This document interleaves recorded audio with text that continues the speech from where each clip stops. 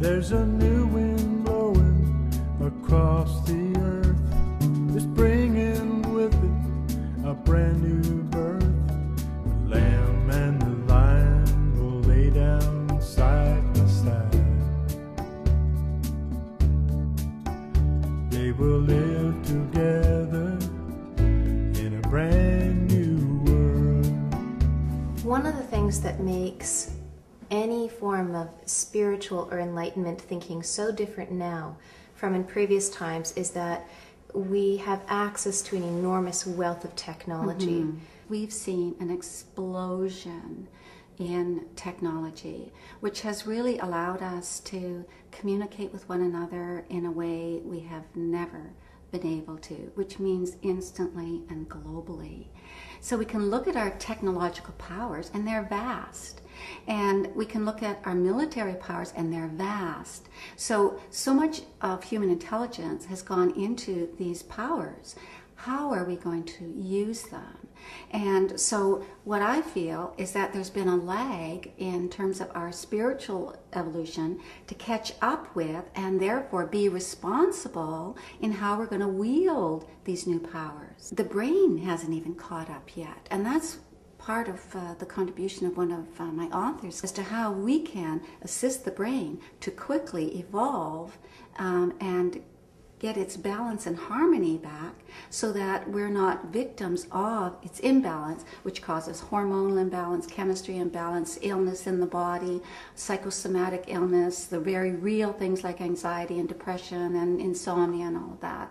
So we are trying to catch up. We are trying to catch up. But even the brain is just the hardware system.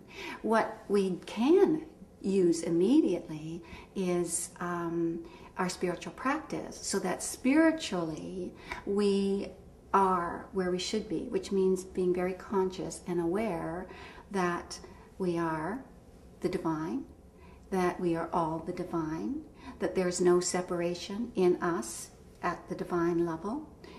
We are different. We're sitting here. We have different names, we're from different ages, family backgrounds, and all that. But what we have in common is our spiritual reality. Eckhart calls it presence. I can call it stillness. Every life form, every person is one with you in that. And so that's why in my book, The Leap, I say in order to make this evolutionary leap in consciousness, we have to move from separation thinking to unity consciousness. Now, what about the people who might be watching this and say, well, I don't have time for stillness.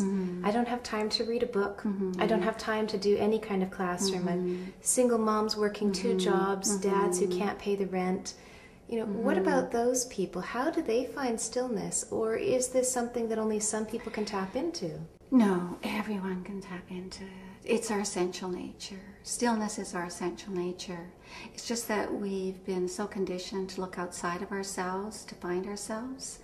And also, the mind-created world is so frenetic and so noisy and so all-demanding that it's really easy to get lost in the world and lose yourself when you get lost in the world. I really understand when people say that. You know, I've got 3 small children, my husband travels, I have, you know, the lion's share of the responsibility. Where can I, you know, find time to sit in stillness? And all I can say is really try a few conscious deep breaths throughout the day, and try and do that more frequently whenever you can, because that's where you're going to find your strength. That's where you're going to find your grounding, your succor, your guidance, your healing. I don't think there's anything more important you can do for your inner health, physical as well as your overall well-being, than to inhabit the body, to just go into the body, feel the inner life force within the body. Feel that. That animating force is very close to who you really are. And when you sit in that field, the benefits, I mean, they go on and on. They just, you know, it's maximum for the time you invest in that sacred sitting by going enter into the body, enter into the body. That's why we have our bodies. We are not our bodies. Our bodies are used to help as vehicles through which our true nature can express. So to get to it, it's ironic, it's paradoxical. But the new consciousness, you have to deal with paradox and contradictions because nothing's that defined. It's so big. So you have to enter into the body, feel the inner energy body and the stillness, which you will find there. And the benefits to your life, manifold. Your day will become smoother. Things will just fall into place. Things you questioned, the answers will come to you. It's like you cannot not afford to make time for stillness in your life.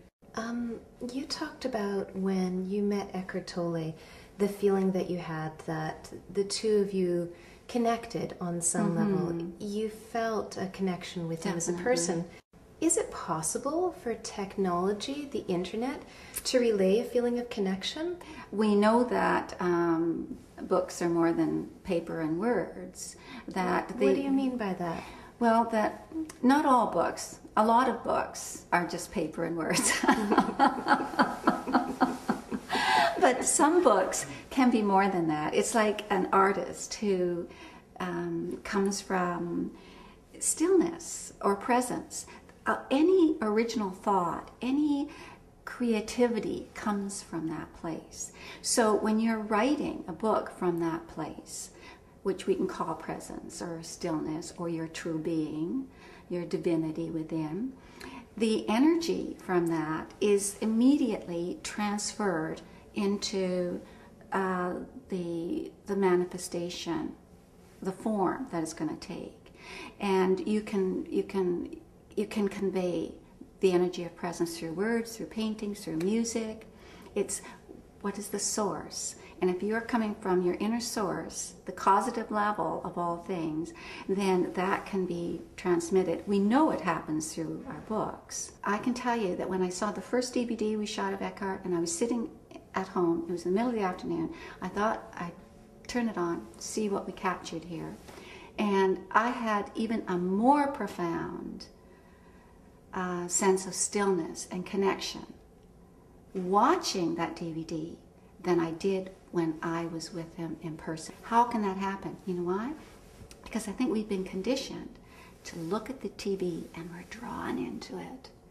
And his presence and the power of that presence came across without fail as equally, and for me at that particular time, even more powerfully than sitting with him live in a teaching. I can't explain it. I went into instant stillness, tears rolled down my face. It was so beautiful that I could use a visual medium to get to my beingness and put me right in presence instantly. So I have absolute faith that we can do this through the visual medium. And that's why I am so happy that it's being used now to express conscious material.